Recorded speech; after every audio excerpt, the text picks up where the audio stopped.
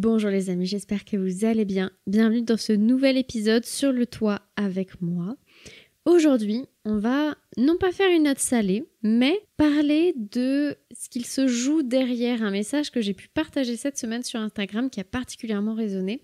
Et je me suis dit que ce serait hyper intéressant de prendre le temps un peu de décomposer au travers de différents outils les différents mécanismes qui se jouent derrière le partage que j'ai fait. Quel est donc ce partage ?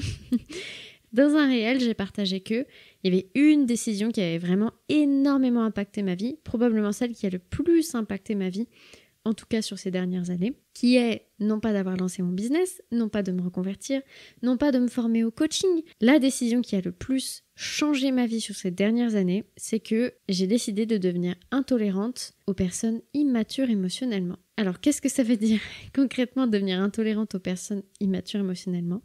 Ça veut dire que toute personne qui me fait me sentir petite, insignifiante, nulle, celle pour qui rien n'est jamais assez bien, qui me demandait de me justifier, celle auprès de qui j'avais toujours le sentiment que je devais marcher sur des œufs, où je répétais dans ma tête constamment comment j'allais pouvoir formuler les choses parce que je savais jamais comment elles allaient pouvoir réagir, comment elles allaient pouvoir se vexer, comment elles allaient pouvoir me renvoyer ça au visage des semaines, des mois, des années après parfois. À partir du moment où j'ai mis de la distance avec ces personnes-là, j'ai retrouvé énormément d'espace dans ma propre vie. En fait, j'ai réalisé en mettant de la distance avec ces personnes immatures émotionnellement combien ça représentait une charge mentale énorme qui prend de l'énergie et qui faisait que cette énergie-là, je pouvais la dédier à rien d'autre. Et je vous parle de journées entières à faire des crises d'anxiété quand bien même ces personnes ne sont pas dans la même pièce que moi, parce que ça occupait tout mon espace mental et que du coup, je n'avais pas l'espace de me questionner sur ce que j'aime dans la vie, me questionner sur si j'aime mon travail, me former, tester des choses, être audacieuse, être ambitieuse, etc. J'avais pas la place et l'énergie pour ça parce que mon énergie était occupée à gérer le stress et l'anxiété qui étaient déclenchés par la présence de certaines personnes dans ma vie. La présence un peu trop élevée parce qu'on s'entend. Je n'ai concrètement pas vraiment sorti de personne de ma vie. J'ai juste mis beaucoup de distance. J'ai pris beaucoup de recul et j'ai commencé à ne plus prendre pour vérité tout ce que ces personnes me partageaient. J'ai commencé à les observer avec l'âge émotionnel réel que ces personnes ont et non pas l'âge émotionnel qu'elles seraient censées avoir du fait de leur statut, leur âge, leurs expériences, etc. On peut tout à fait être PDG d'une énorme multinationale et avoir la maturité émotionnelle d'un enfant de 6 ans. Quand on voit les tantrums que certains hommes politiques lancent parfois, je pense que vous ne serez pas très étonnés de ce postulat-là. Et donc, en mettant énormément de distance avec ces personnes-là, en prenant la responsabilité de mon entourage, de mon temps et d'où je mettais mon énergie, en décidant de ne plus dédier autant d'énergie à ces personnes-là, déjà, ça a arrêté de les alimenter parce que forcément, c'était des personnes qui alimentaient beaucoup certaines narratives à mon propos et moins je les nourris, moins elles ont de la matière, plus ça devient évident pour les personnes autour que si elles continuent de rabâcher les mêmes histoires qui se sont passées il y a 10 ans et que maintenant qu'elles n'ont plus de nouvelles histoires avec moi, c'est toujours les mêmes histoires qu'elles rabâchent. Peut-être que le souci de base n'était pas là où elles le racontaient. Et puis enfin bref, surtout en fait j'ai réalisé que la vie elle est vraiment beaucoup trop courte, mon énergie elle est vraiment beaucoup trop précieuse et que donc dédier mon énergie et mon temps à des personnes qui ne me font pas me sentir bien, qui me donnent l'impression d'être petite nulle et que j'y arriverai jamais, bah peut-être c'était pas la meilleure chose à faire de mon temps quoi. Tout ça pour vous dire que je vous propose aujourd'hui qu'on voit au travers de différents outils pourquoi ça a eu un aussi grand impact dans ma vie. Parce que pour l'instant là tout ce que je vous dis c'est presque un peu de la discussion de comptoir, c'est-à-dire que ça nous paraît logique donc oui. Dit comme ça, bah oui, si je dédie moins de temps à quelqu'un qui me fait me sentir nulle, ça me laisse plus de temps pour apprendre à me sentir importante, capable, etc. Mais très explicitement, à travers différents outils, on peut comprendre ce qui se passe là. Je vous propose qu'on explore ça au travers de 3 outils aujourd'hui. Bien évidemment, on va parler de système nerveux. On va aussi parler de système de valeurs et de biais cognitifs, de human design aussi. Parce que le tout premier outil qui, moi, m'avait permis de commencer à me rendre compte de ça, c'était le Human Design. Commençons donc par cet outil. Pourquoi être au contact de personnes immatures émotionnellement ? Ça peut être très lourd et poser tout un tas de freins dans notre propre vie. Au regard du Human Design, dès qu'on parle d'émotion, on va s'intéresser au centre qui s'appelle le plexus solaire. Il y a 3 cas possibles. Soit le plexus solaire est défini, et à ce moment-là, il est émetteur. Donc c'est des personnes qui ont une autorité émotionnelle. N'hésitez pas à aller écouter l'épisode de podcast sur les autorités, du coup, pour comprendre un peu mieux cette mécanique-là. Et concrètement, c'est des personnes qui, d'après la théorie Human Design, vivent en continu la roue des émotions. Il y a tout le temps des choses qui se passent pour elles, et c'est notamment le fait d'avoir constamment leur corps qui vit toutes les différentes émotions qui leur permet de sentir si certaines décisions sont bonnes pour elles ou pas. Donc elles émettent ces émotions-là. Les deux autres cas, c'est quand le centre du plexus solaire il est non défini ou ouvert, et à ce moment-là, c'est des personnes qui sont plus récepteurs, qui vont donc capter très facilement les émotions des personnes qui sont émotionnellement définies.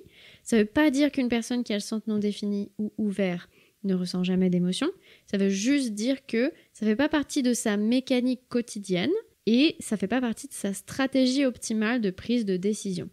Donc ça fait des personnes qui très facilement ressentent les émotions des autres, et il y a tout un processus d'apprentissage pour ne pas prendre les émotions des autres, mais juste les laisser nous traverser. J'illustre ça en disant qu'on apprend à passer de l'éponge à la passoire. Pour mon cas, pour illustrer du coup pourquoi cette décision a eu un aussi fort impact, moi j'ai un plexus solaire non défini. Donc je suis assez sensible aux émotions des autres, je vais les capter, et du coup, d'après la théorie du design humain, je les capte presque comme si c'était les miennes.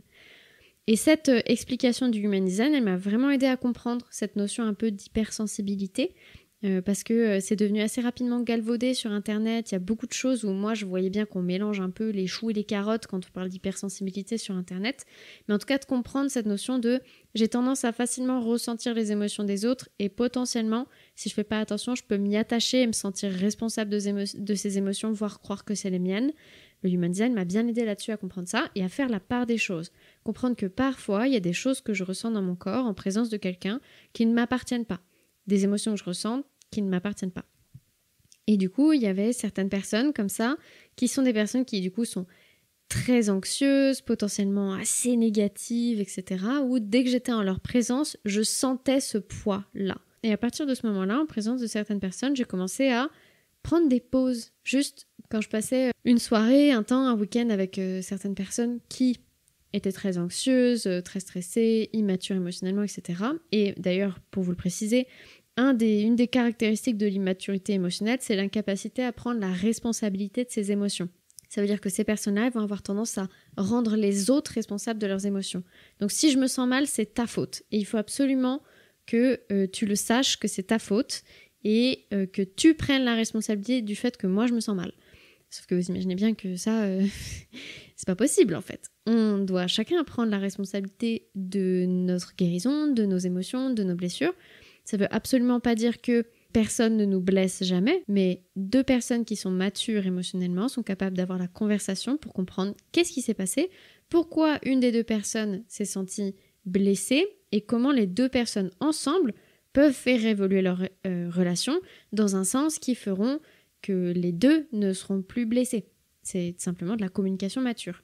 Personne immature émotionnellement, elle n'est pas capable de ça. Ce sera toujours la faute de l'autre, très accusateur. Et donc en comprenant ça, et grâce au design humain donc, j'ai pu commencer à expérimenter le fait de faire des petites pauses en présence de ces personnes-là.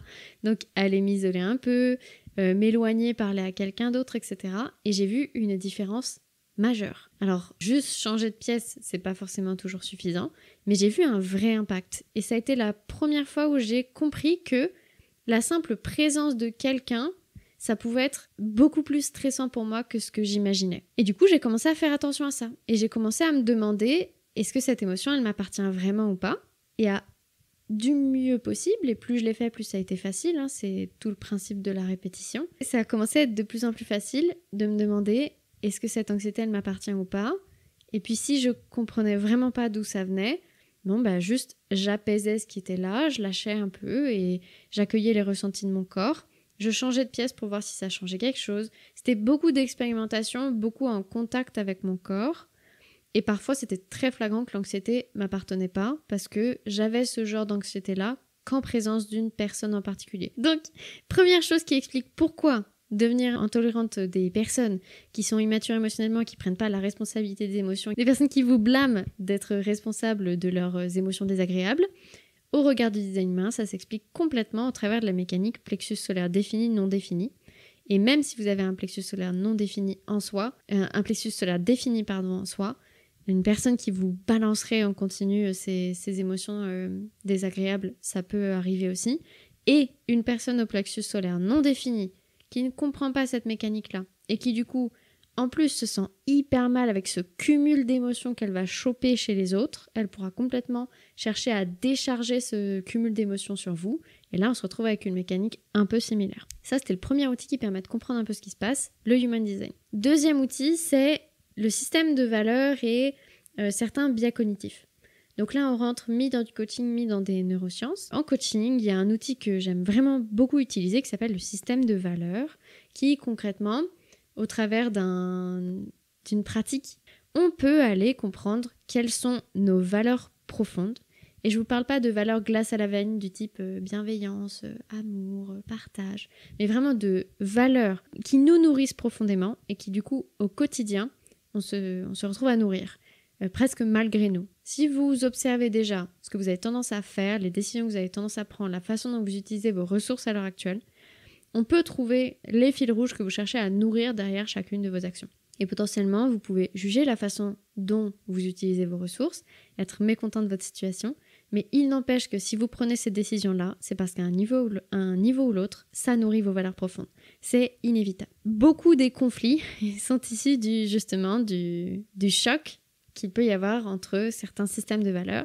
Il suffit qu'on ne valorise pas du tout les mêmes choses que quelqu'un d'autre et on peut ne pas comprendre cette personne. Vraiment, ne pas comprendre la façon dont ses décisions, la façon dont elle agit. En plus de ça, une personne qui est très nourrie par la peur, et du coup, pour mettre même si on en parle juste après, pour mettre un peu de précision, une personne qui est très stressée, qui a un système nerveux complètement dérégulé, et donc beaucoup dans des pratiques de survie, donc beaucoup dans la peur, elle peut se retrouver à nourrir son système de valeurs par des choses qui en soi sont pas magiques, quoi. Mais parce que c'est de la survie. Être au contact de personnes qui n'ont pas les mêmes systèmes de valeurs que soi et qui en plus ne prennent pas la responsabilité de leur système de valeurs, donc ne prennent pas la responsabilité du fait de nourrir leurs valeurs au quotidien, du fait de se créer une vie qui leur plaît vraiment, du fait de se poser des objectifs inspirants, etc. Parce qu'on est responsable de notre vie. Il y a plein de choses dont on n'est pas responsable. Il y a plein de choses qui arrivent dans la vie où on peut rien y faire.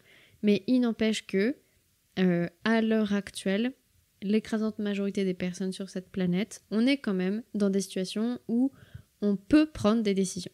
Alors, on n'a pas tous la même liberté et les mêmes pouvoirs de décision, je suis complètement d'accord et c'est inutile de l'ignorer, mais il n'empêche qu'on a tous un pouvoir de décision. Vous qui m'écoutez, a priori, c'est votre cas. Du coup, je me suis un peu perdue dans mes explications. Mais en tout cas, être au contact de personnes qui ont des systèmes de valeurs radicalement différents aux nôtres, ça peut être extrêmement inspirant, mais face à quelqu'un qui ne prend pas la responsabilité de sa vie et de nourrir son système de valeurs du tout, et qui du coup se pose en victime de la façon dont sa vie se déroule devant elle, ça peut être extrêmement lourd. Ça s'explique notamment par le fait que les personnes avec qui on passe le plus de temps au quotidien viennent conditionner ce qu'on va penser être possible dans la vie de manière générale, presque dans notre vie, mais même dans la vie de manière générale. Notre système de valeurs nous permet de nourrir certaines actions, et plus on nourrit ces actions-là, plus on ose les nourrir de manière ambitieuse, plus grande, etc. Mais quelqu'un qui du coup ne prend pas du tout cette responsabilité-là, qui reste très victime de son système de valeurs, et qui du coup a la croyance que tout est une fatalité, à son contact, on entend la narrative que tout est une fatalité, rien n'est possible, c'est la mouise, nani nana quoi. Notre cerveau, il a un biais cognitif qui s'appelle le biais de confirmation, qui concrètement, au quotidien, va chercher à valider ce en quoi il croit déjà. Si autour de moi, j'ai quelqu'un qui me dit que de toute façon, c'est impossible de se lancer dans l'entrepreneuriat parce que c'est trop précaire, eh ben mon cerveau, il va plus ou moins longtemps, parce que ça dépend aussi d'à quel point moi j'y crois, mais je passe une après-midi avec quelqu'un qui me tient ce discours-là, dans les heures, les jours, les semaines qui vont suivre, il y a de fortes chances que mon cerveau cherche des preuves qui valident ça. À moins que j'ai déjà la croyance inverse quand je lui en parle, mais il n'empêche que si j'avais pas forcément un avis trop défini et que la personne me met cette idée-là en tête, ensuite mon biais de confirmation, il va rentrer en jeu pour valider la croyance que réussir dans l'entrepreneuriat en France, c'est pas possible, pour une raison X ou Y. Ce qui fait que, en étant en contact de personnes immatures émotionnellement et donc qui restent dans des postures de victimes et qui ne prennent pas la responsabilité de leur vie, qui ne cherchent pas à créer des vies inspirantes, qui juste se contentent beaucoup plus dans le fait de dire que tout est toujours la faute des autres et que ouin leur vie elle est nulle, et ben on se retrouve à petit se convaincre que effectivement ouin la vie elle est nulle et qu'on ne peut rien faire et que tout est une fatalité et que c'était mieux avant et que tata et alors là des excuses vous en avez 12 milliards parce que le cerveau est très créatif dans le cadre de ce qu'il croit vrai. Donc Les croyances des autres, et notamment des personnes avec qui je passe le plus de temps, ont un impact majeur sur ce que je vais imaginer possible pour ma propre vie. En devenant intolérante aux personnes qui avaient des croyances vraiment aux antipodes de ce que moi j'aimerais avoir dans ma vie, en mettant de la distance avec ces personnes-là, petit à petit, mon cerveau il a arrêté de chercher à valider les narratifs de ces personnes-là, et il a commencé à créer de nouvelles narratives liées aux autres personnes qui sont rentrées dans ma vie,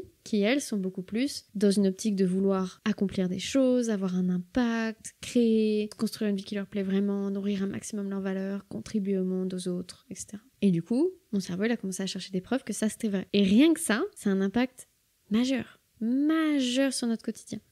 Donc cette fameuse phrase que vous entendez peut-être, on est la somme des 5 personnes qu'on fréquente le plus. C'est pas tout à fait vrai, chacun est entier, on n'est pas une somme de quoi que ce soit. Par contre, ce qu'on entend et observe chez les autres comme étant possible, on va avoir tendance inconsciemment à chercher des preuves que c'est vrai. Donc, des outils, biais cognitifs et systèmes de valeurs, en m'éloignant des personnes avec qui je ne partage vraiment pas certaines valeurs et en prenant la responsabilité du coup des informations que je laisse rentrer dans mon cerveau parce que je sais que le biais de confirmation va venir faire son petit travail, et bien j'ai gagné beaucoup d'espace pour créer de nouvelles réalités au travers de l'exemple et du biais de confirmation qui vient chercher, ben oui, mais en fait oui. Avoir un job qui me plaît, bien sûr que c'est possible. Réussir en tant que femme, bien sûr que c'est possible. Bien sûr que c'est pas qu'une tare d'être une femme, parce que c'est ce genre de choses-là aussi que j'ai pu entendre. Donc je suis bien contente de commencer à me détacher de ce genre de croyances-là. Et vraiment, en coaching, je vous assure, faire évoluer et changer ces croyances, c'est pas si compliqué que ça. Et la première chose que vous pouvez faire déjà, qui est très facile et à mettre en place dès maintenant, mais qui demande juste un peu de courage et de se responsabiliser et d'être OK avec le prix à payer.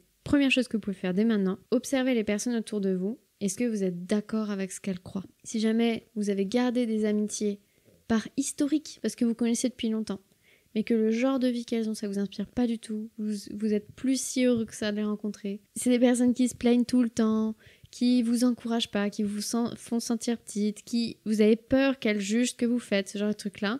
Mais vraiment, vous n'avez pas de temps à perdre, quoi. Alors, je vous dis absolument pas de sortir tout de suite des personnes de votre vie, hein. On a plein de choses à apprendre de tout le monde, j'en suis convaincue. Mais par contre, si vraiment c'est du stress, de l'anxiété, des limitations, 80% du temps ou plus, je suis pas sûre que ça vaille le coup. Il y a une vraie balance, presque une liste de pour et contre à établir, quoi. Dernier outil, pour observer un peu pourquoi c'est hyper intéressant de devenir intolérant avec les personnes qui vous font sentir mal et petite et qui vous rendent très anxieux. Bien évidemment, le système nerveux, celui au travers duquel c'est le plus évident à observer. Il y a un grand concept au niveau du système nerveux qui est absolument essentiel dans le processus d'évolution de l'humain, et notamment quand on passe de bambin bébé, quand on vient naître, à quand on grandit, c'est le processus de co-régulation. Quand on est en tant que bébé, toutes les différentes branches de notre système nerveux ne sont pas encore complètement construites, et donc on n'est pas capable de se réguler tout seul. Le seul moyen de régulation qu'on a, c'est au travers de la co-régulation avec les personnes qui sont le plus présentes dans notre vie. Très souvent, les parents. Ce sont donc les parents qui permettent au bébé et au bambin de se réguler, de réguler leur système nerveux. En tant qu'enfant, on apprend et on construit notre système nerveux autour de la co-régulation qui nous est apportée par les personnes qui sont le plus présentes dans notre vie. Ça, c'est ensuite un concept qui est là pour toute la vie. On se co-régule aux autres constamment. C'est pour ça que parfois, en présence de quelqu'un, juste sa présence, vous vous sentez bien, et parfois, juste sa présence, vous vous sentez anxieux. Ce que vous captez, c'est justement l'état à l'heure actuelle du système nerveux de la personne. Il y a certaines personnes comme ça, peut-être vous avez déjà entendu, qui ont cette capacité hyper apaisante, on se sent calme en leur présence. Très souvent, c'est des personnes qui vont avoir un système nerveux plutôt régulé, qui sont plutôt bien ancrés dans un état de régulation, dans un état de sécurité. Alors qu'il y a des personnes, juste rien que de les regarder, on est stressé. Là, souvent, c'est plutôt des personnes qui vont avoir tendance à être en mode survie. Et du coup, le truc, c'est que si on passe beaucoup de temps avec quelqu'un qui est en mode survie et qui est dérégulé, petit à petit, on peut se retrouver à avoir notre propre système nerveux qui se retrouve complètement dérégulé. Si on n'a jamais l'espace dans notre propre système nerveux de revenir à la sécurité, parce qu'on est constamment régulé auprès de quelqu'un qui est full en mode survie, ça va être complexe de créer de la sécurité dans notre propre système nerveux. Et c'est typiquement flagrant dans ce qui s'est passé pour moi. À partir du moment où j'ai mis de la distance avec les personnes qui me créaient le plus mon anxiété et mes crises de panique, j'ai eu l'espace de commencer à guérir mon propre système nerveux. j'ai pu commencer à expérimenter ce que c'était que la sécurité intérieure, que la connexion aux autres. Avant ça, je l'avais mais quasiment jamais expérimenté. D'aussi loin que je me souvienne, j'ai toujours été profondément stressée, incapable de me sentir connectée aux autres, justement parce que j'ai globalement grandi avec un système nerveux complètement dérégulé. D'aussi loin que je me souvienne, en tout cas jusqu'en école d'ingé à peu près, ça a commencé à aller mieux quand j'ai eu mon arrêt maladie pour le burn-out et que j'ai commencé sérieusement à m'intéresser aux thérapies, etc., à prendre la responsabilité de ma guérison. Jusqu'à avant ça, j'avais un système nerveux tellement dérégulé, j'étais tellement constamment stressée et anxieuse. J'étais donc incapable de ressentir la connexion profonde avec les autres humains. Donc intellectuellement, je la comprenais, mais je la ressentais pas dans mon corps, ce qui est une différence monumentale. Et c'est pour ça que chercher à créer de la sécurité au travers de l'extérieur, donc de l'argent, de biens matériels, etc., ça ne marche pas. Donc on ne le ressent pas physiquement, l'intellectuel ne suffit pas. Je me souviens que je comptais régulièrement combien d'amis j'avais pour mentalement me prouver que j'avais bien des amis. Parce que j'arrivais pas pleinement à physiquement ressentir cette connexion. Depuis que j'ai commencé ce chemin de guérison de mon système nerveux, de ma régulation, etc., mais j'ai plus besoin de les compter, je les sens, mes amis. Je sens quand les personnes tiennent à moi et je sens quand elles ne connectent pas avec moi. Et typiquement, les personnes immatures émotionnellement, comme les émotions, c'est très souvent très intense pour le système nerveux, surtout les émotions de colère, de honte, de culpabilité, etc. C'est souvent très intense pour le système nerveux. C'est des personnes qui sont donc très souvent complètement en mode survie et du coup, elles n'ont pas la capacité de connexion. C'est juste pas possible. C'est notamment pour ça qu'elles se retrouvent toujours à blâmer l'extérieur. Elles se rendent pas compte de l'impact que ça a sur les autres. Sinon, probablement qu'elles ne le feraient pas à ce point-là. Parce que, encore une fois, c'est pas des personnes qui sont mauvaises. C'est juste des personnes qui sont blessées, qui ne prennent pas la responsabilité de ces blessures. Donc, c'est ok d'être blessé, je suis convaincue qu'on vit tous des traumas, mais par contre c'est pas ok de pas en prendre la responsabilité. 13e explication, pourquoi devenir intolérante aux personnes qui me font me sentir petite, insignifiante, pour qui c'était jamais assez bien, ça m'a donné de l'espace pour commencer à me construire une vie qui m'inspire vraiment, un business qui m'inspire vraiment, être de plus en plus ambitieuse, audacieuse, commencer à avoir une capacité de projection dans le temps, parce qu'avant c'était impossible ça. Et bien c'est parce que j'ai arrêté de me co-réguler à des personnes qui sont complètement en mode survie et j'ai commencé à créer plus d'espace pour la guérison de mon système nerveux, plus de régulation. J'ai fait un état de l'art où j'en suis, ma dérégulation, et j'ai commencé à me reconnecter petit à petit à mon corps, mes ressentis. Et j'ai juste découvert qu'en fait, effectivement, on pouvait construire plein de choses dans la vie et que la vie n'était pas nulle, et que c'était pas une fatalité et que c'était pas de pire en pire, mais qu'il y avait plein d'espoir, plein de belles choses, plein de connexions, plein de contributions à faire. Voilà les amis, j'espère que ces explications au travers de ces 3 outils, ça vous aura apporté, que ça aura été intéressant pour vous. N'hésitez pas, comme toujours, à venir me dire ce que vous en aurez pensé par mail, sur Instagram. Comme d'habitude, tous les liens seront dans la description de cet épisode. J'espère que vous passez une très bonne journée, que tout va bien pour vous, que vous avez plein de personnes super ancrées à qui faire des co-régulations, avec qui vous partagez des valeurs et qui vous portent vers le haut. Et je vous dis à très vite, ici ou ailleurs.